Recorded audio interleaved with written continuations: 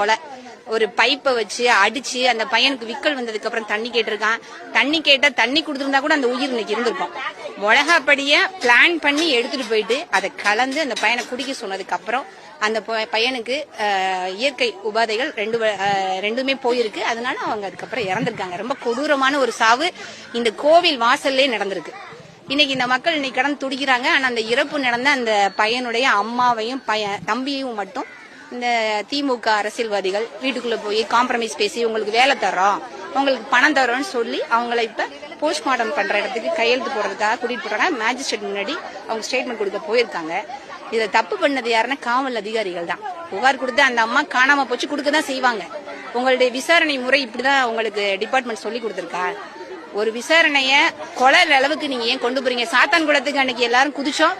இன்னைக்கு இந்த சிவகங்கை மாவட்டத்துல கோயில்ல வச்சு கொலை நடந்திருக்கு. இன்னைக்கு அந்த அறநிலைத்துறை யார் கண்ட்ரோல்ல இருக்கு? சேகர் பாபு அமைச்சர் கையில தானே இருக்கு. அந்த அறநிலைத்துறையில வேலை பார்த்த பையன் தான் இந்த தம்பி. ஒரு காவலாளியா பணிபுரிஞ்ச உங்க துறையை சார்ந்த ஒரு பணியாளரை உங்க அரசாங்கத்துடைய காவல்துறையை அடிச்சு கொண்டிருக்கு.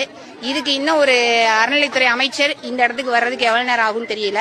இந்த மாவட்டத்துடைய அமைச்சர் பெரிய கருப்பன் எங்க போனாருன்னு தெரியல.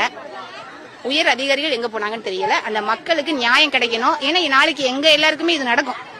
அப்ப இந்த அதிகாரிகள் தன்கிட்ட எல்லா பவரும் வந்துருச்சு. இந்த மாவட்டத்துடைய காவல் கண்காணிப்பாளரை முதல்ல இந்த எஃப்ஐஆர்ல சேர்க்கணும்.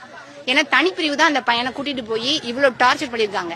ஒரு சாதாரண திருட்டு கேஸுக்கு காணாம போன எத்தனை கேஸுக்கு இப்படி தனிப்பிரிவு அமைச்சு நீங்க பண்ணிருக்கீங்க? தலைமைச் செயலகத்துல இருந்து ஏதோ ஒரு அதிகாரியுடைய ரிலேட்டிவா அந்த பொருளை தொலைச்சவங்க.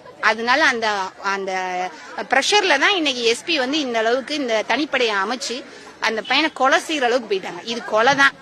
இந்த கொலை கேஸ நீதிமன்றம் சோமோட்டாவா எடுத்து இந்த எஸ்பியை முதல்ல இந்த எஃப்ஐஆர்ல சேர்க்கணும். அந்த டிஎஸ்பி எஃப்ஐஆர்ல சேர்க்கணும். அந்த இன்ஸ்பெக்டரையும் சேர்க்கணும். 6 பேரை சஸ்பெண்ட் பண்ணிருக்கோன்றாங்க. சஸ்பெண்ட் இதுக்கு நியாயம் கிடையாது. முதல்ல கொலை கேஸ் இவங்க ஏன் மாநில காவல்துறை அதை செய்யக்கூடாதுன்னு எது இருக்கா? இதுக்கு சிபிஐ சிபிசிஐடி தான் வரணுமா?